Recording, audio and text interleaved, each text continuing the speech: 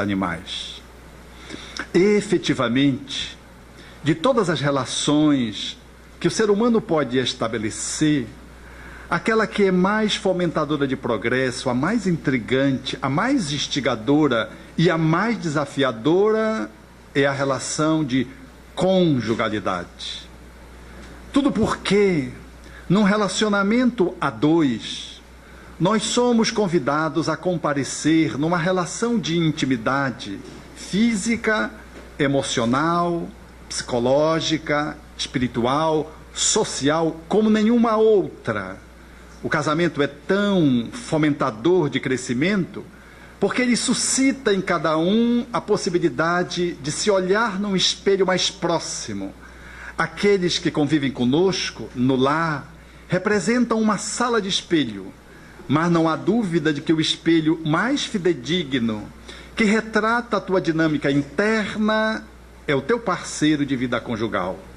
É um processo tão intrigante que na relação a dois de convivência, você desfruta de um mesmo espaço físico, dorme à mesma cama e nem sempre sonha os mesmos sonhos. E essa relação, ela, para que se estabeleça, para que ela possa desaguar numa convivência de intimidade, de reciprocidade e de cumplicidade, ela é antecedida por um enamoramento, no qual comparecem os espíritos que muitas vezes vão se corporificar pela reencarnação. Fazem eles aquilo que o espírito Emmanuel define como uma doce hipnose. Eles estimulam os pares a essa movimentação de aproximação e experimentam aquilo que o espírito Emmanuel define muito bem como o cais dos sonhos. O relacionamento de namoro, ele é bem essa movimentação extremamente agradável. Namorar é algo incomparável na relação de um ser humano. Todos que experimentamos nitidamente bem a culminância do namoro, sabemos do que representa o status de um enamoramento. Quando estamos nesse cais, que ele define como sonhos, nós somos embalados exatamente por esse doce mistério, por essa sintonia que nos faz muitas vezes perder a referência acerca da razoabilidade quando estabelecemos um relacionamento com o outro. Parece que nós não enxergamos direito o outro, a outra, e o relacionamento vai caminhando, e quando o acasalamento se estabelece, propriamente dito, quando o navio do casamento avança para o mar das experiências de conjugalidade, muitos se surpreendem e acham que foram enganados, e não há tempo para voltar para o cais. Mas antes que efetivamente ganhe mar alto da vivência a dois, nós ainda sentimos na lua de mel, nas experiências do primeiro mês, essa possibilidade da amorosidade, nesse tom do namoramento, nesse tom do apaixonamento, que nos faz mais dóceis, mais tolerantes, mais indulgentes. Mas quando o navio do casamento avança, virando o ano, se distanciando da margem, aí surgem os processos desafiadores. É que relacionar-se conosco mesmo já é um problema. Lidar consigo próprio é uma situação muito delicada. Agora, lidar com uma outra pessoa que tem uma outra história, que tem uma outra demanda interna, que tem às vezes uma outra etnia, que tem às vezes uma outra religião, que tem uma outra cultura, que emergiu de um lar nuclear, bem diferente do nosso do ponto de vista socioeducativo cultural. Lidar, portanto, com um outro ser humano, cuja diversidade, cujas similitudes às vezes não são tantas, lidar nessa convivência estreita é muito complicado, é muito difícil. Porque no início, enquanto ainda estamos nessa fase do encantamento, tudo vai bem. Mas quando o cotidiano nos chama para o desafio do casar-se dia após dia, na proposição do Espírito Emmanuel, nós aí nos damos conta de que temos que nos lidar com uma outra pessoa lidando com nós mesmos. Porque o problema não é o outro, o problema sou eu. Porque lidando com o outro, eu sou chamado a elaborar conteúdos internos que ainda são imaturos. Eu tenho que chamar recursos internos que às vezes ainda não disponho completamente. Eu sou convidado a trazer competências para um relacionamento a dois que eu ainda não disponho. Então surge uma dificuldade. E quando essa dificuldade surge, eu acuso o outro. Num relacionamento amoroso, o que eu mais vejo no setting terapêutico atendendo casais é o outro é o culpado. E não é sem razão. Um amigo me dizia isso num voo de Belém para Manaus, a 10 mil metros da terra, portanto, bem perto do céu. Ele dizia, Alberto, não casa, Alberto, não casa. Eu digo, ele estava recém-casado, um pouco mais de um ano. Eu disse, mas por quê? Ele disse assim, casamento nos cerceia, nos limita. Olha que eu entrava na minha cama de casal, morava sozinho, rolava para o lado, rolava para o outro. É tão cerceante o casamento que eu só posso entrar por um lado, Alberto. E olha que ele não tem razão. A gente só pode acessar o leito por um lado. E para acessar esse lado, você tem que discutir com o outro. Porque tem aqueles que dizem assim, não, eu só sei dormir do lado direito. E quando coincide duas pessoas que sabem apenas dormir do lado direito, surge o primeiro conflito, que a princípio é negado por um ou por outro, mas depois disse, meu bem, vamos trocar. Mas por quê? Não, é porque eu gosto de dormir do lado esquerdo. Ela disse, meu bem, mas eu também gosto. Na verdade, tudo aquilo que a gente vai discutir no início do relacionamento, que representa pequenas diferenças, não são diferenças nossas, são diferenças ancestrais. Porque a gente pensa que gosta de dormir de um lado, a gente pensa que gosta de colocar a toalha de banho numa determinada posição. A gente pensa que a gente gosta de ornamentar a sala de um jeito, com um pano de centro, um jarro no centro, mas na verdade a gente está longe de entender de que tudo isso que a gente faz é mera repetição. De que na verdade nós estamos na maioria das vezes reproduzimos o que nós aprendemos com os nossos pais. Aquilo enquanto criança, vendo os pais funcionarem, nós vamos introjetando. E ao estar introjetado entre nós, nós repetimos e nós achamos que foi nossa escolha. Quase que não foi, foi um automatismo da convivência. E quando eu brigo porque eu quero colocar a toalha de um jeito tal no banheiro e o outro coloca a toalha no criado mudo, aí surge o primeiro conflito, porque ela acha que ele está fazendo para mexer com ela.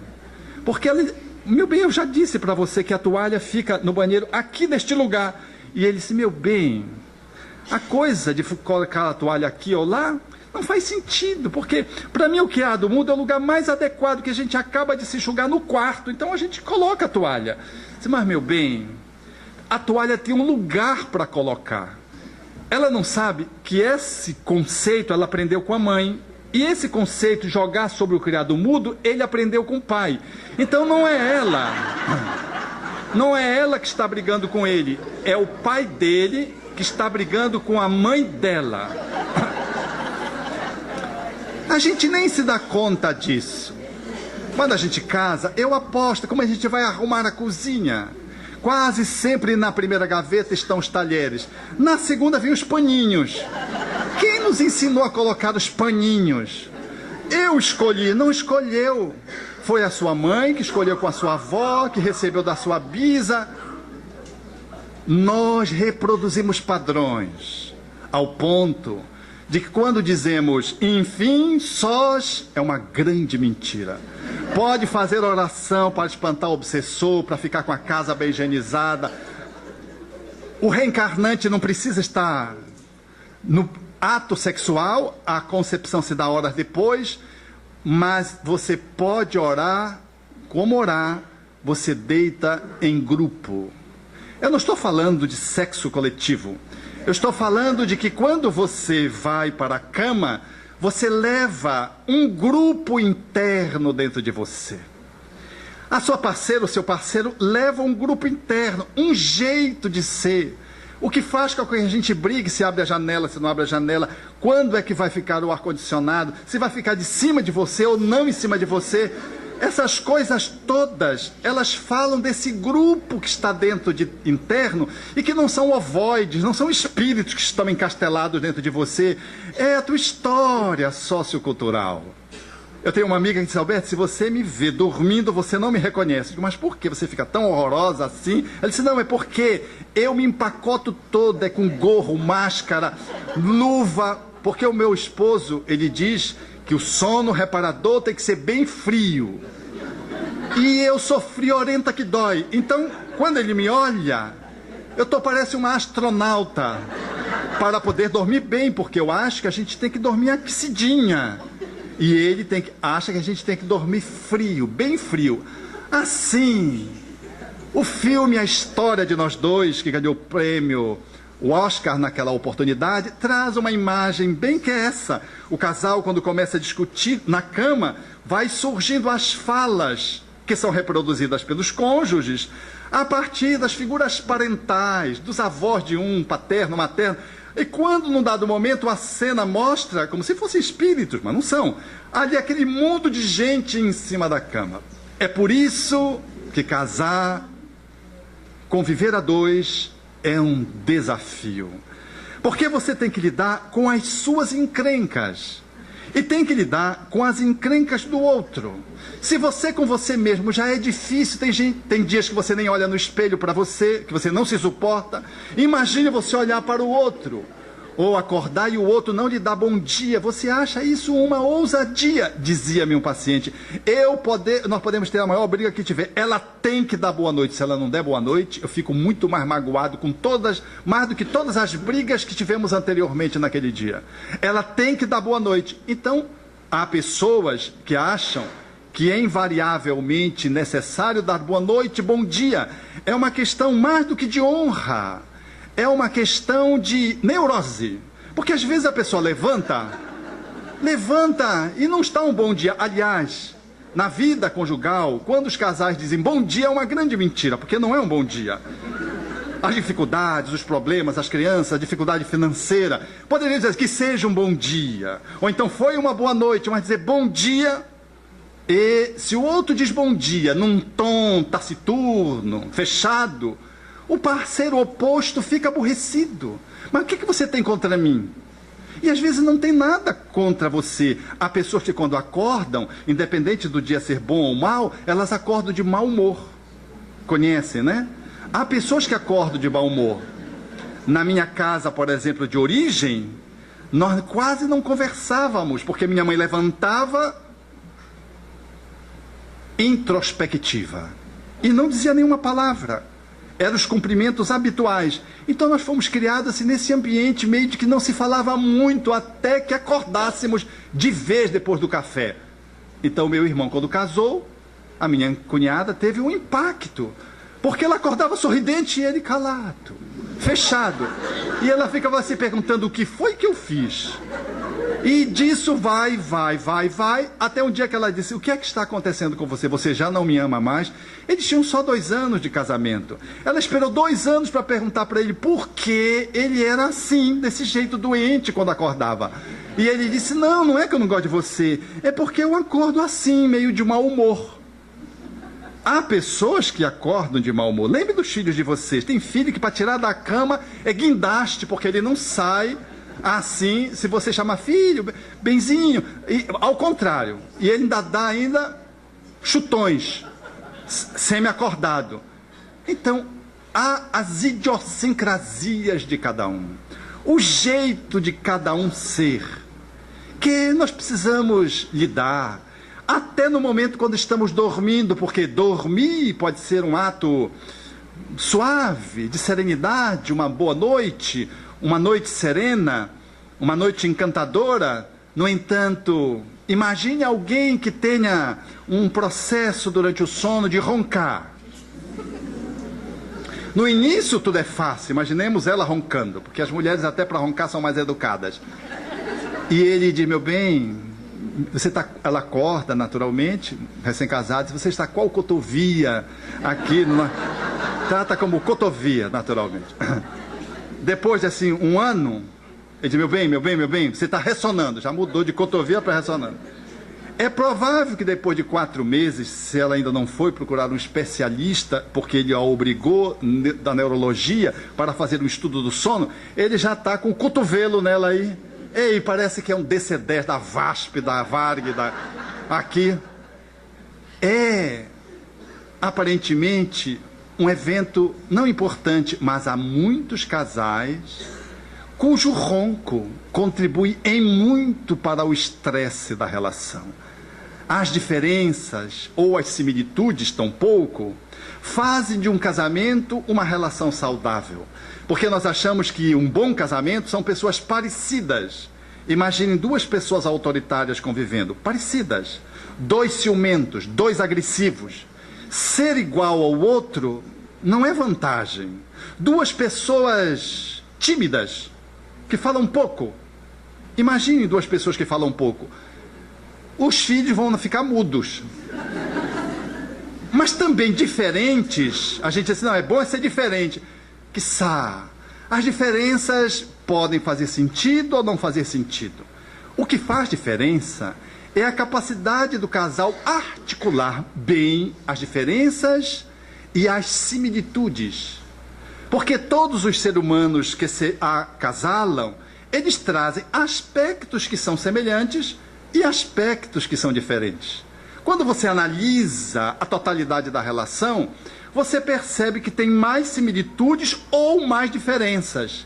Então você configura, esse é um casal similitude predominando, então é um casal semelhante. Este é um casal complementar, predomina as diferenças. Tanto um como o outro pode ser um casal que experimente sucesso na relação ou infelicidade, dependendo da forma como eles lidam com o relacionamento de natureza conjugal. Porque a arte de poder articular as diferenças e as similitudes, ela está intrinsecamente relacionada à sua capacidade de amar o outro. Se você é capaz de amar o outro, a relação de similitude não ameaça. Mas se o amor for pobre, a similitude funciona como um processo de competição. Eu quero ser mais do que você. Eu quero ganhar mais dinheiro do que você. Eu quero ser mais belo do que você. Se frequentamos a academia, eu quero ser mais sarado do que você. Se eu sou médio, eu quero receber mais espírito que você. Não, eu sou médio, eu recebi 3. Aí o outro diz, não, mas eu recebi o campeão das sombras. Você não recebeu o bem... Não, você recebeu o benfeitor. Não, mas eu recebi o guia. Ficam brigando até na disputa, até dentro da casa espírita, o casal, que apresenta uma similitude, porque ambos são médiuns.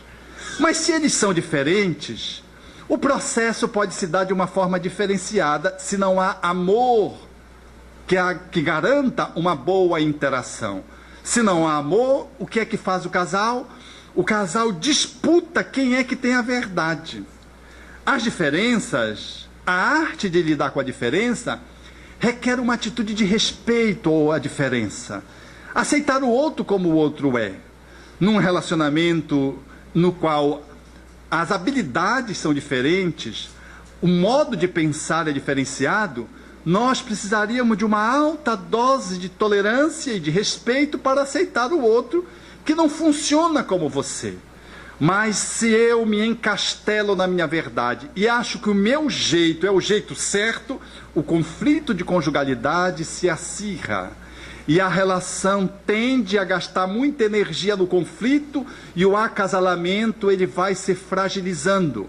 Porque ou nós casamos dia após dia, ou nós estamos já nos separando dia após dia, não nos estamos dando nem conta disso. E está acontecendo. Casar ou descasar é um processo, não é um momento. O momento que você agencia um advogado ou busca um terapeuta, a relação já vem se fragmentando há muito tempo. Um casal, quando se afirma numa relação sólida, aquilo não é resultado de uma festa de casamento que eles comemoram, na qual as pessoas celebram aquela união, a consolidação daquela união, como se fosse feita apenas naquele momento. Não. Aquilo é o dia a dia de um investimento no relacionamento. Casamento é como se fosse uma coisa viva. Ou você investe, tirando as pragas, dando luminosidade, a exemplo de uma planta, dando água, fazendo o processo da adubação, ou você deixa a Deus dará, e às vezes Deus não dá, porque o casamento se coloca fora das leis de amor, falta a luminosidade do carinho, falta a água da tolerância, falta a fertilidade dos pequenos gestos do namoro, e aí a planta do casamento vai perdendo o viço e o relacionamento adoece, vai para a enfermaria, vai para a UTI e morre, como propõe Emmanuel analisando a dinâmica do casamento em vários capítulos nesse sequenciamento, vida e sexo. Porque os casais simplesmente abandonaram a relação e deixaram que o relacionamento pudesse correr sem cuidados. Ou eu cuido do casamento, ou o casamento vai se descuidando por si mesmo. O relacionamento ele precisa de atenção. Ele precisa que você olhe para o relacionamento, que você desprenda energia nessa movimentação de alimentar a relação. É curioso quando eu pergunto nas entrevistas de relacionamento conjugal, no âmbito terapêutico, eu digo, há quanto tempo vocês estão juntos? Não, estamos aqui há 10 anos. Estamos 3 anos de namoro, 7 de casado. Eu digo assim, mas como assim? Deixaram de namorar depois que casaram? É uma pergunta que já é uma intervenção terapêutica. Porque a gente separa o namoro do casamento. O casamento ele não deveria excluir o namoro, ele deveria trazer o namoro. É lógico que já não vem mais aquele apaixonamento febril dos primeiros encontros, do encantamento. Mas um casal que não investe na relação, esse sentimento de apaixonamento cede, esse elan de encantamento, ele cede por inteiro, mas um casal que investe na relação, ele mantém o namoro no casamento. O namoro no casamento é o trato, é o cuidado, são as pequenas atenções, são os pequenos mimos, porque não são os grandes presentes que alteram uma relação, é o cotidiano que faz uma relação ser rica ou caminhar para a morte. Não são, portanto, os grandes gestos, são os pequenos gestos repetidos que fazem com que um relacionamento ele possa ir se engrandecendo aos poucos. Mas isso, colocado numa relação no qual o amor serve de link para as pessoas que são diferentes, ou para as diferenças que existem num casal que se acasala e que tem esse perfil complementar, ou este amor que traz para a relação esse cimento para a relação, num casal que tem esse viés da similitude predominante, isso efetivamente requer arte. Porque efetivamente lidar com semelhanças, quando tem amor, ao invés da gente disputar, a gente se apoia. Não, eu não quero ser mais do que você, nem você precisa ser mais do que eu para que sejamos melhor casados. Nós seremos melhor casados se nós nos dermos as mãos e pudermos caminhar assim.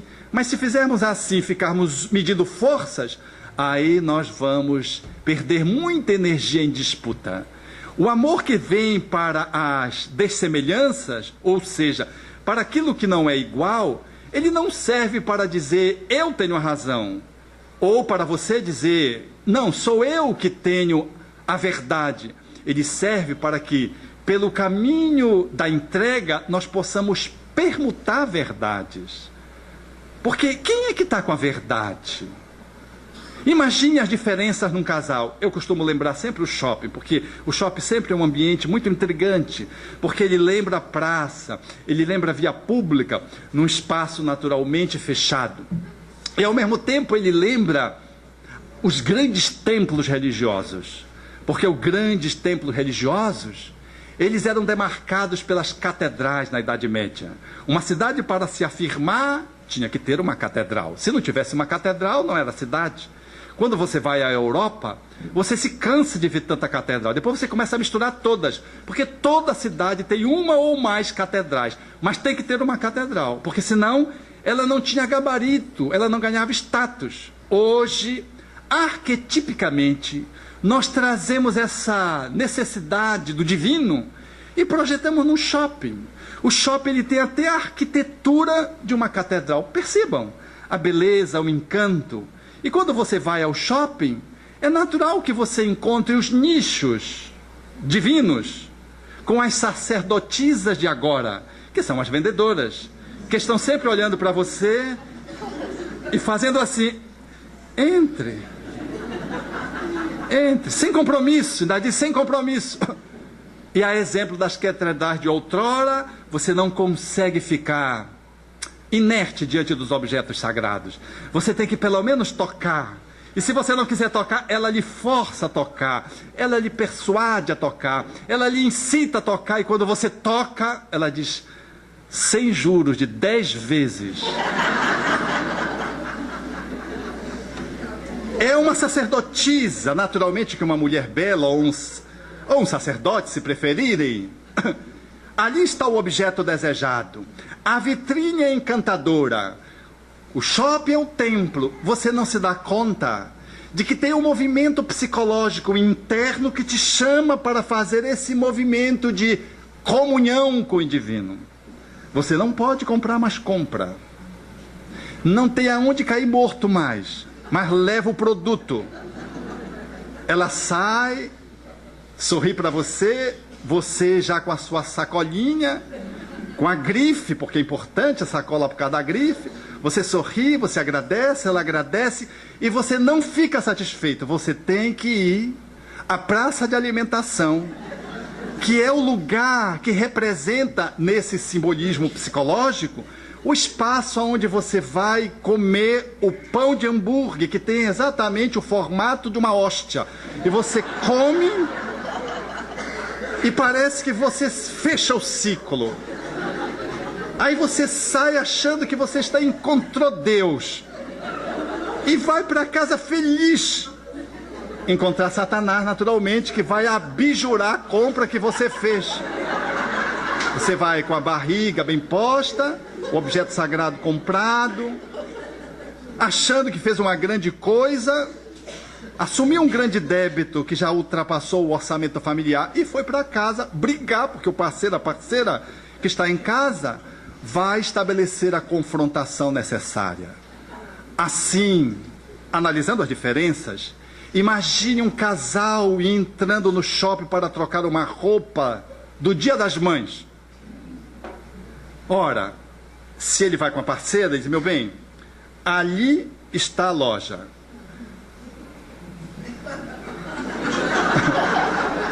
O menor espaço entre dois pontos é uma reta. Na análise da verdade pragmática, objetiva de um homem, na sua generalidade, porque há o inverso, naturalmente. Ela olha para a loja e não enxerga. Ela toma exatamente o sentido oposto e vai em espiral.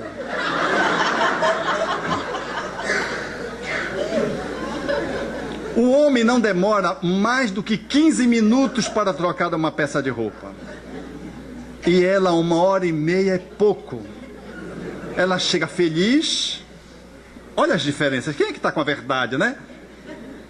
Ela é uma mulher sensível. Ela só quer olhar. Mas é impossível passar por aqueles nichos sedutores. Porque além dos nichos da sacerdotisa, tem alguns fatores que são absolutamente divinos. São palavras escritas nas portas das lojas, nas vidraças, liquidação. Embaixo de marido, não está posto, mas é. Ela compra porque está liquidando. E vai-se, meu bem, você não imagina que surpresa. Não tem surpresa, ele já sabe qual é a surpresa. Ele só pergunta quanto foi. Então, vão brigar. Porque ele vai advogar que o caminho é esse e ela vai advogar que ela precisa queimar algumas calorias, às vezes disfarçando, né? Ela quer dar uma olhada, ela só quer olhar. Olhar não gasta nada. Não compromete. Então, se ele sabe que ela é sensível assim, ela é emotiva, tem um jeito artístico, quase poético, ele pega, leva o Evangelho segundo o Espiritismo, o jornal, diz, meu bem, nós nos encontramos no café. Ele vai trocar roupa, peça de roupa, em 15 minutos do Dia dos Pais, vai para a cafeteria, toma o seu café, lê o jornal, começa a ler o livro. Quando ele está para terminar o livro, ela chega feliz também. Estão ambos felizes. Porque ela fez o que ela quis, ele fez o que ela quis, o que ele quis. É natural que ela vai ter que aprender um pouco com ele, nesse exemplo citado, sobre orçamento familiar. E ela vai ter que ensinar a ele ser mais sensível. Porque ele tem tanta raiva de comprar que ele não gosta nem de olhar as lojas. E isso é quase um sacrilégio para uma alma sensível. Ele precisa ir para ver e olhar e sensibilizar com a beleza, ainda que não compre. Vai com ela, porque às vezes a gente vê um casal de mão dada no shopping e se puxa, olha que beleza, tão idosos, mão dada, a gente pensa que é amor porque está segurando firme. Não é. Um está segurando o outro que é compulsivo, não sei qual dos dois é compulsivo, segura firme e vai, e as pessoas olham e ficam encantadas. As diferenças. Precisamos lidar com as diferenças. Em casa, as diferenças chamam a atenção. Porque, para uma mulher, por exemplo, nesse estilo do visual, da neurolinguística que propõe o estilo visual, onde a performance da imagem prevalece, e se ele tem o perfil do senestésico, ou seja, do conforto, ele prefere o conforto do que a beleza. Ela prefere a beleza do que o conforto. Quem é que tem razão? Um sofá que é belo, mas que você senta, dá vontade de ir embora, espanta a visita? Ou um sofá que você deita, você não tem vontade de levantar, mas é um sofá que é um mondrongo feio que dói? Quem é que tem razão? Às vezes não dá para juntar as duas coisas, ou às vezes dá, se houver diálogo, mas há quanta dificuldade no casal é de dialogar. Aliás, o ser humano é um bicho difícil de dialogar. Nós somos os únicos dotados da capacidade de estabelecer símbolos com tanta complexidade e riqueza, mas dialogar é desafiante. Em todos os níveis, e na prática terapêutica, eu percebo isso como um problema agudo das relações humanas. E no casal, cuja relação, portanto, tem esse enquadramento, é muito mais difícil. Notadamente porque as mulheres têm uma facilidade mais de comunicação. E os homens têm uma demasiada introspecção. É muito difícil um casal dialogar. E quando ela suscita, ele diz, o que é que você quer falar? E já vai agressivamente, que é uma forma de silenciar o diálogo. E a mulher sabe quando ela quer derrubar o homem. Quando ela quer machucar um homem, no seu estilo, ela diz, meu bem, hoje nós vamos conversar. A pior coisa para o homem é ouvir isso. Ele, nesse estilo, há naturalmente a inversão. Nem todos os homens são assim, nem todas as mulheres são assim. Mas ele diz, meu bem, diga logo. Diz, não, meu bem, à noite. Olha, no amanhecer, dizer à noite, aquelas 12 horas não vão passar. Ele chega um pouco antes do horário habitual do trabalho. Vem correndo, sôfrego. E ela, que habitualmente chegava um pouco antes do que ele, de propósito chega depois. E ele já está agoniado, já botou os pijamas listrados dele como se fosse de um prisioneiro. E ela chega. E para um casal que quer conversar, o espaço do quarto é o espaço de maior intimidade. Mas ela diz, não, na sala. Quando diz na sala, dá um tom de formalidade. E ele vai, ela não muda a roupa, caracterizando, portanto, na vestimenta o tom da conversa. Ele senta no sofá e ela senta no sofá oposto, de frente, mostrando numa posição gestual, numa posição não corporal, que é um confronto. E ela senta na beira do sofá. Ela não senta no sofá, não se larga no sofá. Ela senta na beira, cruza as pernas e diz, o que você está achando da nossa relação? Ele começa logo a se sentir mal. Se ele é espírita, ele diz, meu bem, eu estou sentindo umas influências aqui. Dá para dar um passe? Porque ele alivia logo a bichinha, né? Esse casal, ele não logrará estabelecer uma conversa porque ela não vai aguentar. Ela vai se irritando com ele e começa a falar blá, blá, blá, blá, blá, blá. E depois que ela fala meia hora, diz, e o que você acha? Ele diz, meu bem, você já falou tudo. Ele só fecha dizendo, sobrevivi. Diálogo. Um casal é fecundo quando é capaz de conversar como quem namora. Quem namora não quer desligar o telefone. Não, até para desligar. Chegou da casa da namorada. Vai pro telefone, mas que você vai pro telefone? Não, eu vou dizer que eu cheguei. Olha, chegou, não precisa... Aí vai dizer que chegou. Tudo bem. Rio de Janeiro, uma cidade violenta. Telefone, ele pega o celular, iPhone, então fixo, vai. Aí fica 15 minutos para dizer que chegou. Parece que a linha está congestionada. Diz, meu bem, você não ia dizer que chegou? Não, mas é só um negocinho. E se for, é namoro. Porque depois de meia hora, ele diz, não, desliga você, é você. Até para desligar eles demoram. Nós perdemos a arte de poder investir na relação conversando a exaustão, como quem namora. O tempo de uma relação é o tempo em que o amor propicia que duas pessoas troquem diálogos e eles sempre têm o que é conversar. Quando um casal já não consegue sair sozinho e tem que sair sempre de grupo, eu me preocupo. Porque parece que eles estão fugindo deles mesmos. Porque se forem para um restaurante, não tem conversa. Parece que se estabelece o vazio. Então o mecanismo de apoio é um mecanismo grupal. Mas um casal que se ama em qualquer idade, eles sempre abrem o espaço para o diálogo. E a despeito de sair com amigos, eles saem também sozinhos. E conversam, e conversam. E se você olhar a distância do ponto de vista psicológico, vocês veem, em qualquer idade, que eles estão se amando. Eles estão se amando pela forma como um trata o outro. O Espiritismo, que nos abre a visão da reencarnação, dos reencontros, a responsabilidade pelo relacionamento afetivo, naturalmente que ele nos brinda com um conteúdo inefável, de beleza, encanto, de amorosidade, para que possamos estar trazendo para a relação pela fala e pela atitude. Porque se a fala não tiver a substancialidade do exemplo, ela fica oca, vazia, não sonora. Mas se a fala ela é secundada pela atitude, a sua fala tem peso. Ela encanta, ela tem qualidade. Então, o casal, ele vai fazendo essa movimentação, esse sincronismo do diálogo e da ação, que é o nosso desafio conosco mesmo no nosso processo auto-iluminativo, de autotransformador.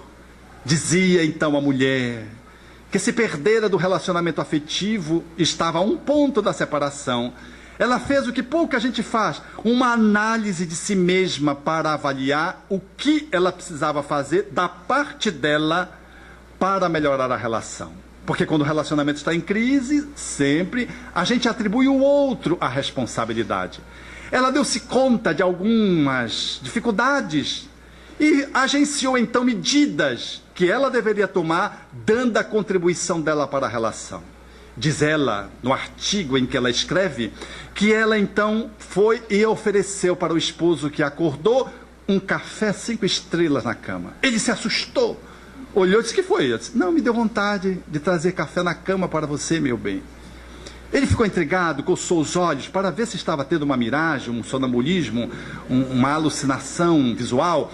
E não precisa dizer que ele não conseguiu tomar o café na cama direito, porque ele ficou pensando qual era a agenda oculta. O que é que ela deveria estar querendo? Talvez uma viagem, mudar de carro, um vestido novo. Ficou imaginando, não conseguiu. Mas a surpresa dele foi maior. Porque quando chegou em torno de meio-dia, quando a criança chegou da escola, ela foi, abraçou a criança e disse, meu bem, eu te amo. O filho olhou assustado, porque não estava habituado a ouvir isso da mãe. E disse, o que foi, mamãe? Não era aniversário dele, não era Natal, não era dia da criança. E ela disse, é que eu amo. E não costumo dizer que amo. E agora me deu vontade de dizer que te amo. Para o filho. O esposo olhou e ficou assustado, pensando que ela estava incorporada naturalmente. Mas não era espírita, não era espírita. Ela conta que depois de aproximadamente 2 semanas, ela quase precisou chamar o 192. Ela acordou, e o parceiro estava trazendo um café na cama para ela. O que foi? Ele disse: hoje, meu bem, me deu vontade de trazer café na cama para você. E ela fala então como o relacionamento foi recriando-se. A partir da iniciativa daquilo que ela precisava fazer, olhando qual era a parte dela naquele latifúndio que estava comprometido, conflituoso. Disse-me um amigo, quando certa feita fiz a menção a essa ocorrência, ele, no outro dia, no seminário, ele veio e disse: Roberto, fui levar café na cama para a minha esposa. Digo: poxa, que parabéns, foi bom? Ele disse: não, eu sempre levava, mas depois eu achei que ela estava se deitando na minha moleza, aí eu suspendi. Aí eu ouvi você falar ontem, aí eu resolvi recolocar o café na cama. Aquilo que é bom não poupe, gente, um carinho, um gesto de ternura, que você faz pelo outro, é também por você, porque por mais que o outro não aproveite, você está sendo uma pessoa melhor, você se torna maior, você se torna grande, ainda que o outro não consiga entender a magnitude da tua atitude, ainda que o outro seja um espírito, do ponto de vista evolutivo, de um nível de consciência diferente do teu, como nos casamentos sacrificiais, na fala do espírito André Luiz, no qual um é superior e um é inferior, é o da minha história familiar. Permitam-me esse lance autobiográfico. Minha mãe é um espírito que tem muitos valores e o meu pai é um pé de chinelo, tupiniquim, com muitas dificuldades. E ele não se dava conta, aliás, não se deu conta nunca do que a minha mãe representava nessa relação. Ele tinha uma doença psiquiátrica, era um homem, portanto, com um comprometimento de natureza mental, uma dificuldade imensa física, porque também tinha um defeito de natureza física, reencarnou trazendo essa alteração, que não pôde ser corrigida pela medicina. Então, era uma alma muito sensível do ponto de vista kármico, com muitos processos espirituais, que atendíamos espíritos, desde que eu me entendo, e até as vésperas da desencarnação, atendíamos entidades vinculadas a ele. Comprometimento grupal, como dizia o meu irmão desencarnado, fazendo uma fala pela comunicação, pelo médium, numa comunicação mediúnica, dizendo: vocês precisam ver quando o papai, precisariam ver como o papai enfrenta, quando sai do corpo, os espíritos, porque são muitos, ele tem um comprometimento coletivo. E a minha mãe era um anjo tutelar. Lá num dia, no cansaço das atividades, ela diz: ah, eu quero acabar e cumprir a minha missão para poder voar. Um dia que ela já estava assim, pela bola 7, diríamos dizer, do cansaço daquele dia. E curiosamente, na semana seguinte, ele está deitado no sofá, nós os filhos adultos já em torno, e a minha mãe lá, fazendo os afazeres domésticos naquela ocasião, e ele então olhando para cima, olhando para o teto, disse: Ni, o nome dela é Eunice, ele chamava carinhosamente de Ni. Ela disse: que, Abel? Eu estive pensando bem aqui comigo, e eu acho que eu vou aceitar vir teu esposo de novo, na próxima encarnação. Todos ríamos. E ele dizia: o que é que vocês estão rindo? Quer dizer, ele não se dava conta do que ela representava. É como se ele fosse fazer um favor para ela. E eu vi uma cena pelos olhos da alma que eu pude depois documentar. Estava em viagem e no dia 2 de setembro, há 2 anos atrás, ela levantou-se, minha mãe, e disse: eu quero ir ao hospital ver o Abel. Meu pai estava internado com 90 e poucos anos, 94 anos, 92 anos. E aí ela disse: eu quero visitar. E ela foi vestir a calcinha paxoniana, tombou e fez uma fratura de mão. Todos pensavam que ela ia para o hospital tratar a fratura. Ela disse: não, eu vou ver o Abel. E foi vê-lo, conforme ela tinha agendado. E depois de vê-lo, acabou a visita, ele estava na UTI, já tinha se feito um acordo médico, ela não tinha o visitado ainda, em função da sua condição orgânica, da sua idade, e ela então saiu depois e foi fazer o atendimento ortopédico, porque houve fratura na mão. E quando me contaram, eu fiz uma crônica, e escrevi aquela cena, e no Evangelho no Lar, li, e narrei a cena como se fossem 2 namorados, bem jovens, um encontro momentoso, bem esperado, e descrevo a cena, e depois eu concluo na cena mostrando Qual era o objetivo? Que aquela mulher, na verdade, estava celebrando bodas de diamante naquele dia. E ela queria celebrar as bodas de diamante. E nenhuma queda seguida de fratura tirou-a do seu objetivo. Ela foi ao hospital e celebrou. E quando eu acabo de ler, sem dizer quem era quem, eu olhei para ela, e a minha mãe me olhou e disse assim: faltou um beijo que eu dei nele que você não colocou aí. Isso é amor. Amor nas diferenças evolutivas. Amor que consagra um dia, que era o dia 2 de setembro, que era a celebração das bodas de diamante. Eram 60 anos de conjugalidade. No dia 30 de setembro, ele deixaria o corpo. E ela, vitoriosa, ficaria no corpo, e nós ficaríamos com esse patrimônio. Porque ela dizia sempre para nós filhos, quando se tratava das dificuldades conjugais, ela dizia: eu apenas dei o exemplo. Ela não era de lare-lare quando ia tratar desse assunto. Ela dizia: eu dei o exemplo, vocês escolham fazer o que querem fazer. E dizia-me um irmão: mano, quando eu estava a ponto de separar, na praia, conflito com a minha parceira, os nossos 4 filhos, e então eu cheguei com ela e disse: mamãe, eu estou pensando em me separar, não estou aguentando. O que é que a senhora acha? E ela, olhando para o mar, sem dizer nada, sem fazer nenhum sermão, disse apenas assim: meu filho, eu fico pensando o que seria de vocês se eu tivesse rompido com seu pai. Ponto final. E ele diz: eu tomei aquela fala, introjetei, fiz um esforço, e agora vejo os meus 4 filhos muito bem postos. Vejo que consegui superar a crise. E olho para os meus 4 filhos e agradeço aquele conselho da minha mãe naquela manhã praiana, quando ela me colocou apenas a sua história. No processo do acasalamento, portanto, nós precisamos considerar que, se há amor, as similitudes não atrapalham porque nós nos apoiamos. E as diferenças não se traduzem em dificuldades porque nós trocamos. Um ensina para o outro aquilo que é possível de ser captado e trocado.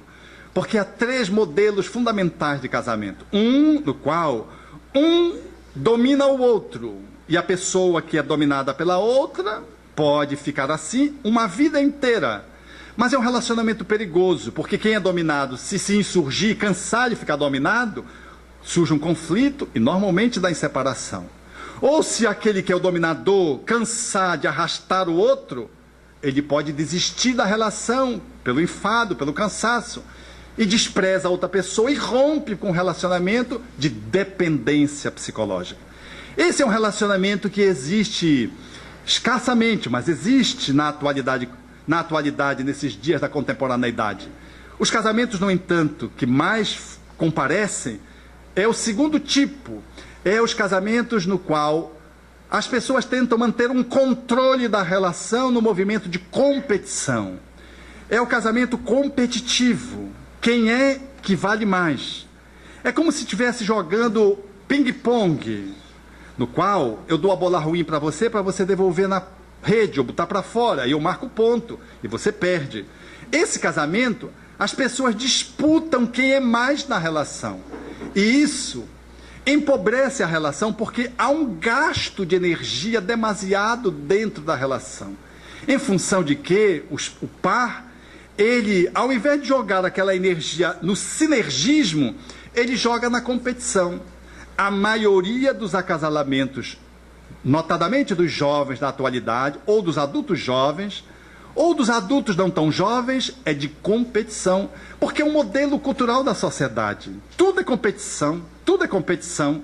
Então a gente introjeta esse modelo e fica, às vezes, brigando para ver quem ganha. E quando alguém ganha na relação conjugal, o casamento perde. Porque é acasalamento, é conjugalidade, não é conjugalidade. Onde a gente vai morder um ao outro para poder dizer-se que é o mais forte, que venceu o outro. O terceiro modelo é aquele para o qual o Espiritismo nos convida. é o casamento cooperativo, que traz a afetividade num processo de abertura, em que eu vejo o meu parceiro e a minha parceira como meu cúmplice. E nessa relação nós trocamos mimos, afetividades, potencialidades e fazemos um movimento de sinergismo como quem joga o frescobol. O jogo do frescobol é não deixar a bola cair, porque se a bola cair, a dupla perde. Esse modelo de casamento é como se ele jogasse frescobol. Um se equivoca, o outro vai e tenta corrigir. Um não está bem, o outro cede um pouco porque o outro não está bem, para conversar sobre aquele assunto depois, quando o outro já esfriou a cabeça. E assim um vai compensando a dificuldade do outro e um vai aprendendo com o outro, porque eles fazem um acasalamento. Eles fazem um movimento de cooperatividade no âmbito dessa micro-relação social, dessa mínima relação social, de duas pessoas, portanto, que configuram o subsistema da família, chamado subsistema conjugal. O casal que consegue entretecer a relação nesse estilo é um casal que avança no tempo e tem prazer de celebrar bodas. Ele reverencia cada casamento que ele faz naquela data mencionada em que ele se consorciou para fazer a reafirmação. É a pessoa que escolhe casar-se com a mesma parceira e o mesmo parceiro no mesmo casamento muitas vezes. Porque no nosso estilo descartável, a gente vai mudando muito de parceiro, achando que a gente vai encontrar a nossa cara metade. Não existe cara metade, eu quero dar essa boa notícia. Você inteiro, você se basta enquanto um ser integral. Deus não nos criou pela metade. Isso é um mito da mitologia grega, dos andrógenos, onde Zeus partiu as pessoas no meio e ficaram duas pessoas iguais. Isso é uma fala mítica, que tem um sentido também muito interessante, mas não ao pé da letra, que é interpretado significa que eu vou encontrar a minha metade. Não existe cara metade. Existe metade cara. E quando você separa, tem pensão, tem que separar o apartamento, tem que separar o carro. É quando o meu bem se transforma em meus bens. Esse é um processo desafiador. Eu vi a minha amiga falando com o meu amigo, disse, meu bem, se eu me separar de você, eu fico com um apartamento. Ela disse, meu bem, você fica com um apartamento. Ah, naturalmente, os filhos vão ficar comigo. Ah, sim, meu bem, filhos adolescentes. Ficam assim com você. Mas o carro, como é que eu vou levar ele para a escola? O carro vai ficar comigo também, né? Fica, meu bem, fica. Ah, meu bem, mas eu gosto tanto desse som. Fica o som também comigo? Fica, meu bem. Aí você diz, meu bem, já que você está ficando com tudo, fica comigo também. Num relacionamento que vai tomando essa conformação da parceria, do entrosamento, nós temos no outro exatamente aquele que nos ajuda a ser melhor. Não é a nossa metade. Liricamente eu posso dizer que é uma alma gêmea, entendendo bem que na realidade nós nos gememos muito quando nos relacionamos. Há muitas almas gemidas e poucas almas gêmeas no sentido poético da palavra.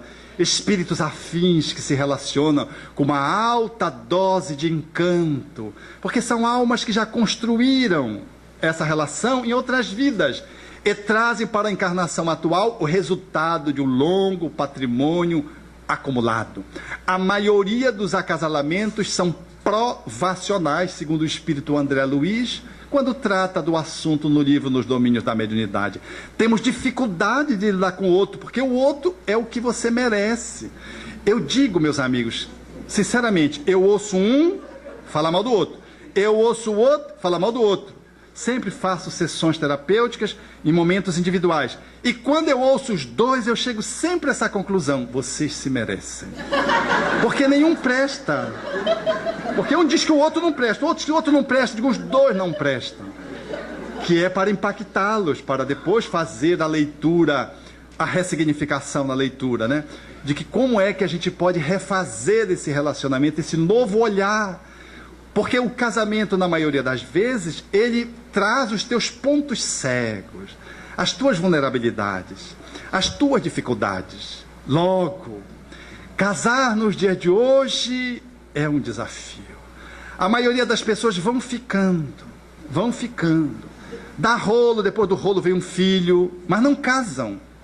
E tentam substituir o casamento por alguma outra coisa que é uma coabitação sem nome. Isso é muito ruim para os casais. Porque enquanto eu não dou nome, eu não configuro a responsabilidade na minha relação. Eu preciso do varal das etapas, porque senão eu não assumo. Eu vejo almas feridas às pencas, de montão. Porque um sai da relação, depois de estar 4 anos na mesma casa, e não, nós estamos só ficando, só namorando. O que é o relacionamento de vocês? Quando você pergunta para os dois, nunca eles dão a mesma resposta. Eles nunca falaram sobre o que é o relacionamento. Então, eu disse, não, ele é meu esposo. A outra disse, não, nós estamos juntos. Estou levando com a barriga. Quer dizer, levando com a barriga 4 anos. Não dá para ficar 4 anos sem ter rolo e sem ter problema. Na separação. Nós precisamos namorar. Precisamos assumir o noivado ou aliança de compromisso. Outro nome que quiser dar. Casar. Porque hoje esse problema é tão dramático que os juristas precisaram interferir. A esfera do direito vem cá, peraí, você não vai sair assim, não, filho, você não ficou lá 4 anos, você... União estável. Aí configura o casamento. Aí a pessoa diz, mas que é união estável? É a mesma coisa que casamento. Mas não é a mesma coisa se você casar. Eu não estou falando de casamento religioso, eu estou falando de casamento civil, no qual você chama as testemunhas através de, por exemplo, um almoço, uma festa que você queira dar, e psicologicamente você diz, eu e você estamos casados. É um contrato psicológico, jurídico psicológico, que ajuda a gente a funcionar bem. Porque senão nós não funcionamos bem, nós somos ainda espíritos muito limitados.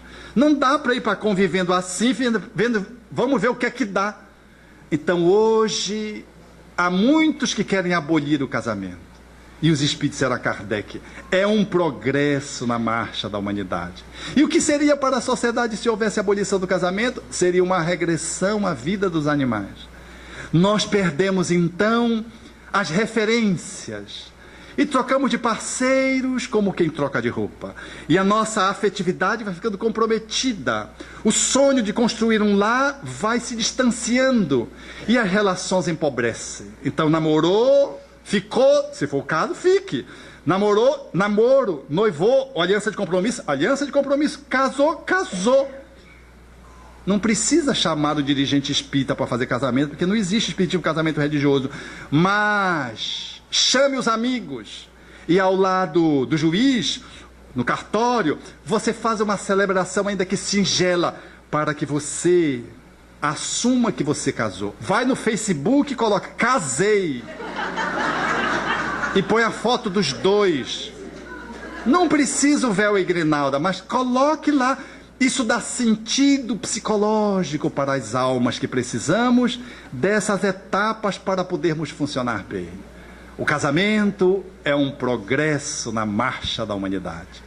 A matriz do sucesso de um relacionamento não está porque o relacionamento é perfeito, porque não existe nenhuma relação de perfeição, porque somos espíritos imperfeitos.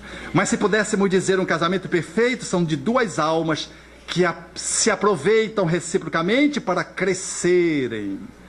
E a cada dia são melhores, uma em relação a si mesma e uma na relação com a outra. Portanto, em regime de reciprocidade. Esses espíritos que vão afervorando-se no cultivo do amor estão treinando para desenvolver o amor universal. Porque ninguém é de ninguém, nós estamos casados. Amanhã poderemos ser filhos desse mesmo parceiro ou parceira, poderemos ser pai, irmãos, porque a lei da reencarnação muda-nos de papel para que a gente mude de conduta amorosa, ampliando a nossa capacidade de amar. Então, caríssimos amigos, aproveitemos a nossa conjugalidade e amemos um pouquinho mais. Se a gente acha que está suficiente, não esmoreça no relaxamento. Se você acha que está difícil, não ceda ao desânimo e à onda da separação. Ah, mas já é o meu 2º, 3º relacionamento, não importa qual seja, invista na relação. Dê um pouco mais de amor, porque é melhor para você e é melhor para a relação. Mas se o outro não quiser mais você, por algum motivo, por escolha própria, não retenha a até a consumação da desgraça, como diz o espírito Joana de Ângeles. Ou, como diz o espírito André Luiz, em Ação e Reação, quando a mulher tenta agarrar o outro de qualquer jeito e ele planeja matá-la. E os espíritos têm que intervir para evitar o homicídio e tiram-na do corpo e diz: você fez o que tinha que fazer, deixe-o ir. Porque ele queria se separar dela e ela não queria deixar. Nós não podemos deter ninguém obrigado ao nosso lado, mas preferencialmente não facilitemos a separação saindo da relação ou então intoxicando a relação. Mas se o outro quiser ir, que seja a escolha do outro, mantenha-se digno e que a relação possa ser consolidada da separação pela porta da frente. Ninguém precisa sair pelo balancinho, gerando crimes, como se fosse uma coisa desonrosa. Nós precisamos sair íntegros da relação. E se não pudermos ser amigos, sobretudo quando há filhos, que não sejamos inimigos, porque quem mais sofre nas separações são os filhos. Um pouco mais de amor, deixando que o parceiro seja ele, a parceira seja ela, e que juntos possamos formar o grande hífen luminoso do eu-tu. O eu é uma pessoa, uma personalidade, um indivíduo. O tu é uma outra personalidade, um outro indivíduo, porque nós só somos bem no relacionamento conjugal quando nós somos nós mesmos. Se eu me anulo para ser igual ao outro, eu passo por cima de mim. Mas se eu sou eu mesmo, eu posso até renunciar, me sacrificar, mas eu não deixo de ser eu mesmo. Eu estarei tendo uma postura amorosa na relação com o outro, mas eu estarei sendo eu, deixando que o outro seja o tu. E nesse hífen de interação amorosa, nós comporemos a matriz da felicidade universal. Porque se o mundo conflita hoje, é porque os lares vivem experiências beligerantes. E um lar que se atrita demasiadamente, quase sempre tem no casal as motivações de exemplo nos conflitos, nas agressões, no desrespeito, que se replicam para os filhos, que se replicam para os grupos sociais e que se replicam para as relações internacionais. Portanto, um pouco mais de amor, como bem propõe a figura poética de Khalil Gibran.